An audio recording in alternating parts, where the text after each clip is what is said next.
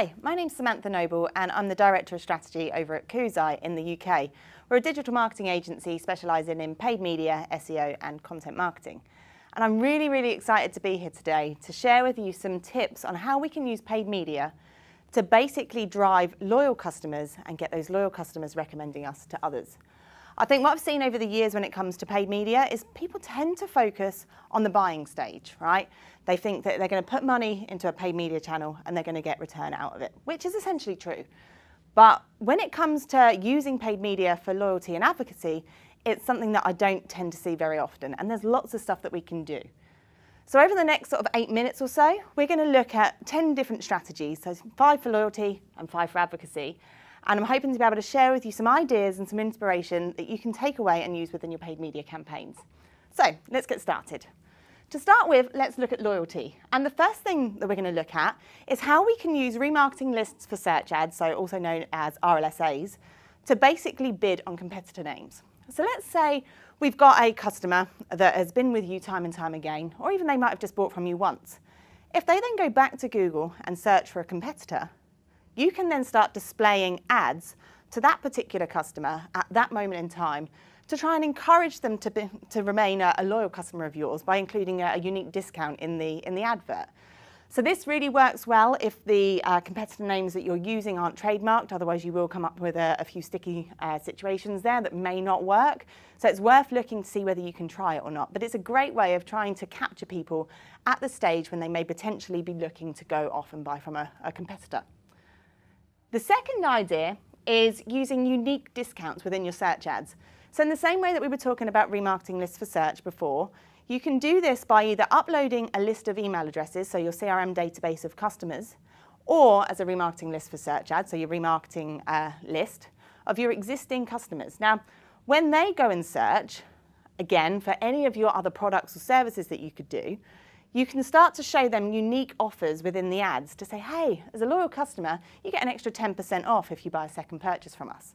So again, this can work really well to drive loyalty. Third idea, dedicated landing pages.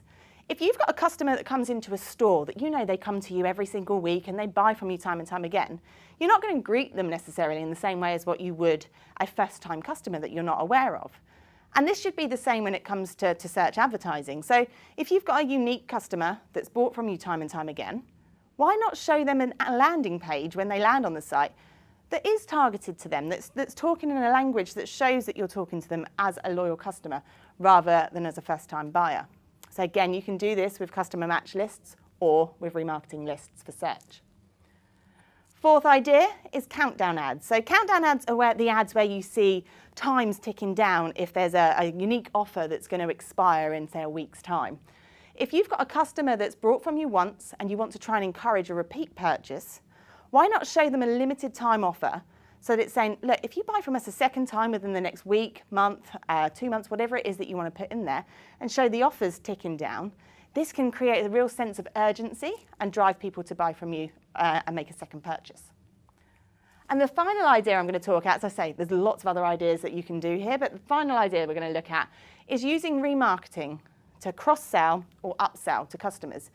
This works really well if you've got a product or a service that people can buy from you again, or it might be that you've got a product, so let's say a mobile phone provider as an example.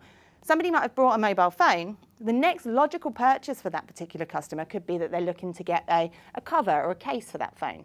If you know that somebody's brought a particular model or make of a phone, why not start following them around with remarketing ads, highlighting the fact that you also sell covers and cases. This can be a really good way of driving extra loyalty from people that have just bought from you. The reason that I think it's important to consider loyalty when it comes to paid is there was a study done via Access Development that basically shows that 80% of customers would actually consider switching brands or stores if they were offered the right compelling discount. So I think that's just really important to remember that even though you've worked hard to gain a customer, they can still leave you and go to a competitor. So moving on from here, let's look at some ways that we can use advocacy. And what I mean by advocacy is you've got a loyal customer base. You've spent all this money and time and resource growing that audience. What we want to do now is help them to market you, help them to do that word of mouth marketing and actually recommend you to others. And there's 5 ways that we're going to look through in terms of how we can drive advocacy using paid media. First one is Gmail ads. Gmail ads are really, really, what's the word? They're really good if you are using them and targeting them at the right people. And I've seen this work really well if you're trying to promote like forward to a friend discounts. So if you've got a list of all your customers, whether it's again a remarketing list or a customer match list of email addresses, upload those. When those particular customers are looking at their emails on Gmail and they're not using a business Gmail account and they're in the promotions tab, they can see various ads at the top. So you're typically seeing 2 ads at the moment at the top of Gmail. And in here, what we can do is we can show an advert that's saying, hey, as a loyal customer of ours, why not recommend us to others? And you can show them and you can give them a unique discount code to pass on to their friends or family. So you can do this and try and encourage people when they're opening up that ad. You can make it look like a nice HTML advert, a nice HTML page, and try and drive them to say, hey, forward this discount onto a friend, and your friends or family can benefit from this unique offer that we're offering to them.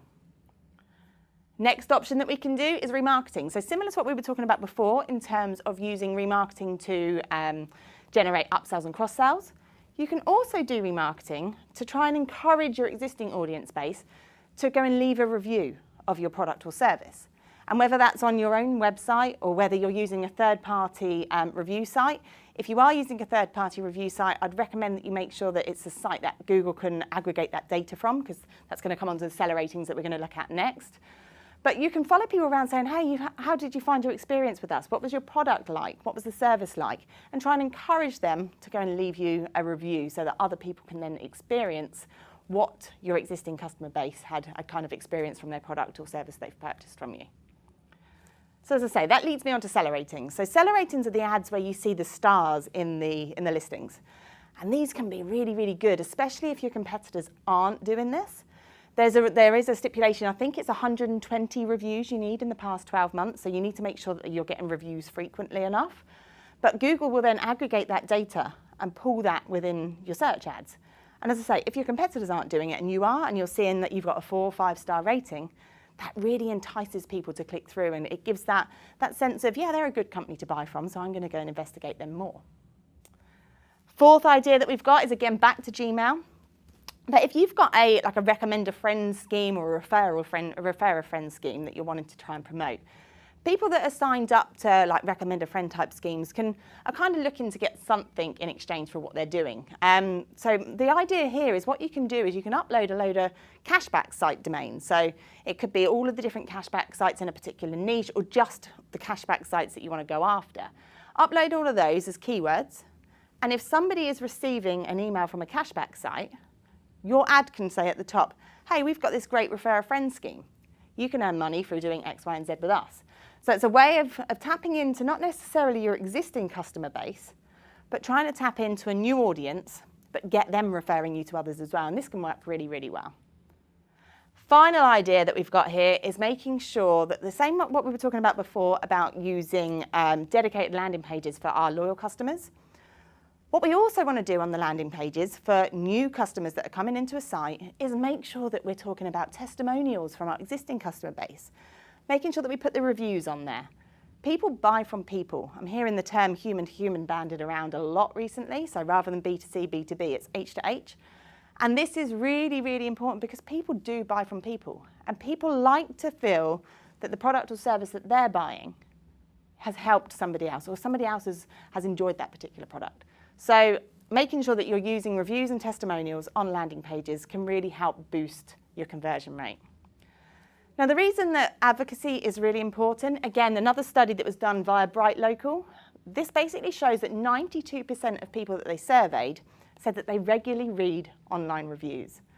So it's really important in this day and age that we focus on driving reviews and getting our existing customers to recommend us to others. So as I said, there's lots of other ways that we can use paid media to target loyalty and advocacy. And I'd love to hear what you guys are doing. What other ideas have worked for you? What strategies have worked well for you? If you can leave those in the comments below, that would be fantastic. If you've got any questions or you want to run anything past me, then you can get me on my Twitter handle, which is Samantha Noble. And thank you very, very much for having me on Whiteboard Friday.